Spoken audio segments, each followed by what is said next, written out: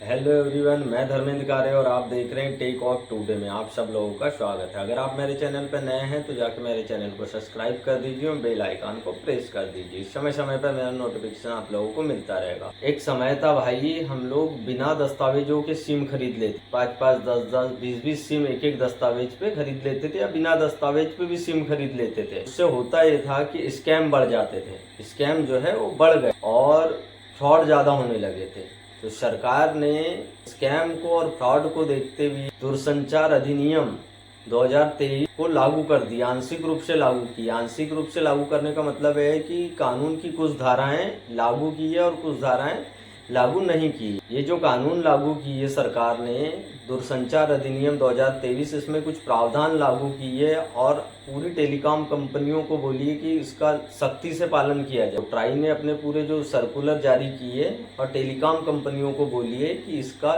सख्ती से, इसका कड़ाई से पालन किया जाए। तो मैं आज इस वीडियो के माध्यम से जो ट्राई ने जो गाइडलाइन जारी की है और उसमें जो टेलीकॉम बिल है उसके कुछ प्रावधान हैं, जो महत्वपूर्ण प्रावधान आंशिक रूप से अभी जो लागू किए उसके कुछ प्रावधानों को मैं डिटेल से आज बताऊंगा कि क्या क्या प्रावधान सरकार ने लागू किया। आज मैं बात करने वाला हूं कुछ महत्वपूर्ण प्रावधानों के ऊपर जो आपको सबको सब पे लागू होंगे। इंडिया में जो भी है वो सब उन पे सब पे लागू। तो चलिए, सबसे पहला प्रावधान है, अगर आप फर्जी तरीके से सिम खरीदते हैं, फर्जी तरीके से सिम यूज करते हैं या फर्जी तरीके से सिम बेचते हैं।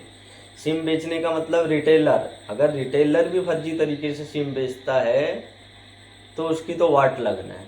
और अगर आप फर्जी तरीके से सिम का यूज कर रहे हैं या फर्जी तरीके से सिम खरीद रहे हैं तो भी आपकी वाट लगना कन्फर्म है।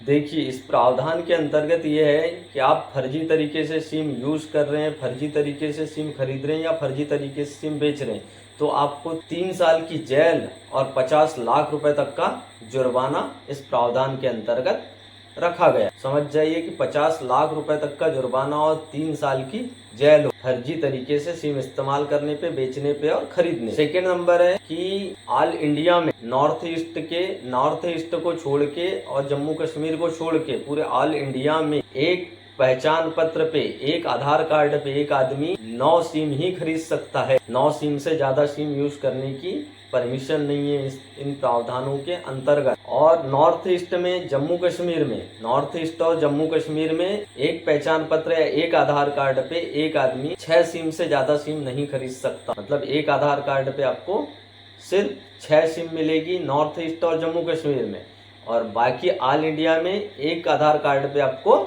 9 सिम मिले। अगर आपने 9 सिम से ज्यादा यूज कर लिए या आपके नाम पे, आपके आधार कार्ड में 9 सिम से ज्यादा सिम रजिस्टर्ड हैं तो आपको 50,000 रुपए तक का जुर्माना प्रावधान के अंतर्गत किया गया। अगर यही गलती आपने दोबारा कर ली, अगर ये गलती आपने दोबारा कर ली तो 2 लाख रुपए तक के जुर्माने का प्रावधान है इस कानून के अंतर्गत। 2 लाख रुपए तक के जुर्माने का प्रावधान। सब लोग इस पे ध्यान दें। और जब भी न्यू सिम खरीदते हो, और न्यू सिम खरीदने के लिए आपको बायोमेट्रिक करना जरूरी है, तभी सिम आपकी जारी हो। अब जो गाइडलाइन में दिया है वो दिया है कि जो न्यू सिम खरीदना है उसमें आपकी बायोमेट्रिक लगना बहुत जरूरी है और तब ही सिम जारी होगी, अन्यथा आपकी सिम जारी नहीं होगी। तो ये थी दूरसंचार अधिनियम 2023 के कुछ प्रावधान जो आपको, हमको बहुत ही महत्वपूर्ण समझना है और इसको आपको खरीदते समय और यूज करते समय भी सावधानी बरतनी है। तो चलिए दोस्तों, आज की मेरी वीडियो इन्फॉर्मेटिव लगी होगी तो मेरी वीडियो पे लाइक कर दीजिए, शेयर कर दीजिए और कमेंट कर दीजिए। आप लोग सब्सक्राइब नहीं करते हैं, जितने लोग देखते हैं आप लोग सब्सक्राइब नहीं करते हैं, तो जाके मेरे चैनल को सब्सक्राइब भी कर लीजिए।